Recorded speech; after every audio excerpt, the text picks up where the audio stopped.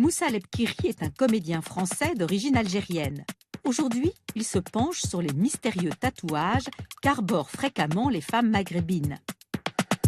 Ce matin, je faisais mon marché à Paris, dans le quartier de Belleville, quand mon regard s'est arrêté sur une femme tatouée. Je ne l'aurais peut-être pas remarqué si elle n'avait pas eu cette ressemblance frappante avec ma grand-mère. Le même regard, la même expression, mais surtout les mêmes tatouages bleus sur le menton, le cou et le front. Ma grand-mère. Il faut que je vous précise que ma famille est berbère, algérienne certes, mais pas arabe. Ma grand-mère était toute écrite. Mes yeux de petit garçon curieux interrogeaient cette écriture faite de losanges, de carrés, d'étoiles, de croix, de points, de cercles, de triangles, de spirales, de croissants de lune. J'étais émerveillé. Mais je ne savais pas lire ces signes et à l'école, on n'apprenait pas ce langage. Je n'osais pas demander à ma mère, qui, elle, ne se tatouait pas, la signification de ces tatouages, pensant qu'il s'agissait d'un secret de femme, d'une sorte de cabale ou encore d'une histoire de djinns, ces créatures surnaturelles qui peuplent nos imaginaires.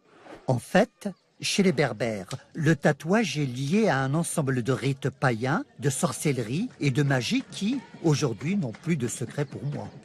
On l'appelle El Ayasha, celui qui fait vivre. Je revois encore ma grand-mère chuchotant ce mot El Ayasha, l'index sur le tatouage de son cou, comme si elle voulait exhorter le souffle de sa vie. C'est vrai, ma grand-mère était bien une sorcière, praticienne, spécialiste contre le mauvais œil. On venait la consulter à toute heure. C'est que le tatouage a toutes les vertus. Il est ornemental, mais aussi protecteur, social, identitaire, médical. Aucun mal de tête, aucune arthrose ne lui résiste.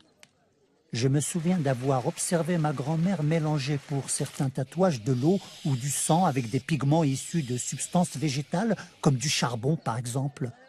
Regardons à nouveau cette femme rencontrée ce matin au marché. Vous voyez ce plus sur sa joue droite.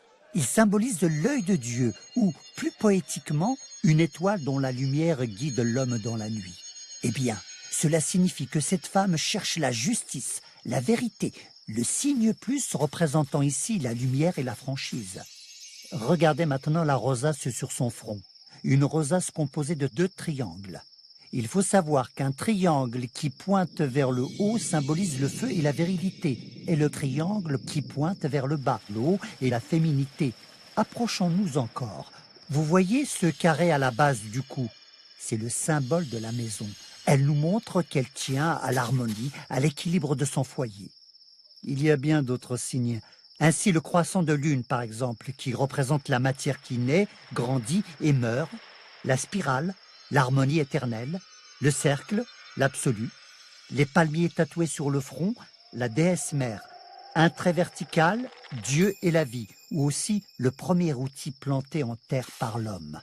2 traits. La dualité entre le bien et le mal qui sommeille en chacun. La croix, les 2 jambes ou les 2 bras de l'homme. Et encore bien d'autres signes. D'autant que tatouage et signification varient d'une tribu à l'autre. Et ne croyez pas que ces tatouages soient réservés aux femmes.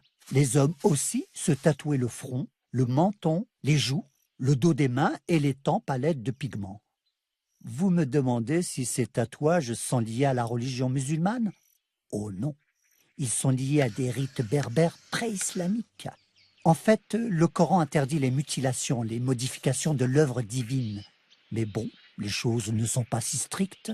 On peut toujours s'arranger. Ainsi, en se tatouant avec du henné qui ne dure pas éternellement, on peut échapper aux foudres divines.